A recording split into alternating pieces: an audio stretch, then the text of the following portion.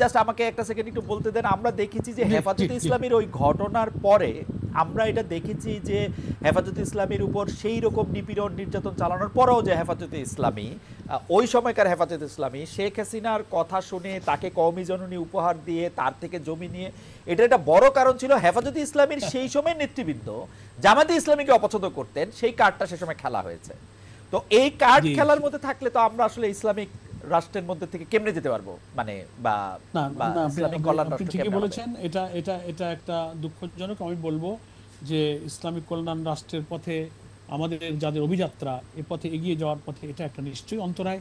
তবে ওই যে কিছু মতপার্থক্যের কথা আপনি বলেছেন, শরীয়তের বা ইসলামী বিধানের বা কোরআন সুন্নাহর মৌলিক যে ব্যাপারগুলো, সেখানে কিন্তু এত বেশি মতপার্থক্য নেই। ফিকহি কিছু ব্যাপারে, গবেষণাগত কিছু বিষয়ে যেগুলোর উপর অ্যানালাইসিস চলে, গবেষণার ভিত্তিতে ভিন্ন ভিন্ন কিছু মত হতে পারে, যেটা ইসলামের ফরজিয়ত সরাসরি আল্লাহ তাআলার কোরআন এবং সুন্নাহ দ্বারা, রসুলের সুন্নাহ দ্বারা প্রমাণিত, এর সরাসরি উল্টে চলে যায়। এইসব ব্যাপারে কিন্তু বেশি মতপার্থক্য সমাজে নেই। কিছু গবেষণাগত দিক থেকে, ইজতেহাদি দিক থেকে, ফিকহি ব্যাপারে কিছু কিছু ইখতিলাফ বা মতপার্থক্য আছে। এটা কমিয়ে আনবার জন্য চেষ্টা করা হচ্ছে।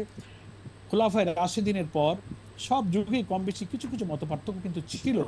একেবারে সবটাই যে একেবারে এক হয়ে যাবে এমনটা নাও হতে পারে। তবে উম্মার চেষ্টা করা উচিত যতটা মতপার্থক্য কমিয়ে এনে দুনিয়ার এই সংক্ষিপ্ত জীবনে আমরা আল্লাহ তাআলার বিধানটা আনুগত্য করতে পারি, দ্যাট উইল বি বেটার। এই চেষ্টাই আমরা করে যাচ্ছি খালিদ ভাই। অধ্যাপক মিয়া গোলাম পরোয়ার, আমাদের দর্শকরা একটি প্রশ্ন করছেন, যে কারণে হচ্ছে যে এই প্রশ্নগুলির মধ্যে থেকে উত্থাপিত প্রশ্ন, যে অনেকে বলছেন যে অনেকে মনে করেন যে নারীদেরকে কর্মক্ষেত্রে বা শিক্ষাক্ষেত্রে সীমিত করার একটা বাণী আমরা শুনতে পাই, বিশেষ করে ওয়াজে আলেম ওলামারা এটি বলে থাকেন, করে থাকেন, দল হিসাবেও অনেক সময় আমরা এই ঘোষণা দেখি। এইটার ব্যাপারে আসলে জামাতে ইসলামীর অবস্থাটা কি, এক? আর দুই হচ্ছে যে নারী নেতৃত্বের ব্যাপারে, রাষ্ট্রের পরিচালনার নেতৃত্বের ব্যাপারে আপত্তি থাকলেও এই ক্ষেত্রে আপনাদের আপত্তি বা উৎসাহ আছে কিনা। দুই হচ্ছে আরেকজন দর্শক আপনাকে প্রশ্ন করেছেন যে আপনি 2018 সালের নির্বাচনে ধানের শীষ নিয়ে নির্বাচন করেছিলেন কিনা, এবং যদি ধানের শীষ নিয়ে নির্বাচন করে থাকেন প্র্যাকটিক্যালি তখন আপনি তাহলে বেগম জিয়ার বা অনুসারী হিসাবে নিজেকে দেখতে হয়েছিল কিনা। দুটি ব্যাপারে ধন্যবাদ আপনাকে। ধন্যবাদ আপনাকে। শেষ প্রশ্নটার উত্তরটা আমি আগে দিই।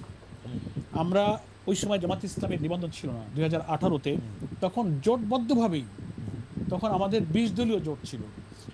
সেই জোটেরই সিদ্ধান্ত হয়েছিল যে আমরা জোটের প্রার্থীরা, ধানের শীষটা জোটের প্রার্থীরা জোটের প্রতীক হিসেবেই তারা নির্বাচন করতে পারবে। ওকে।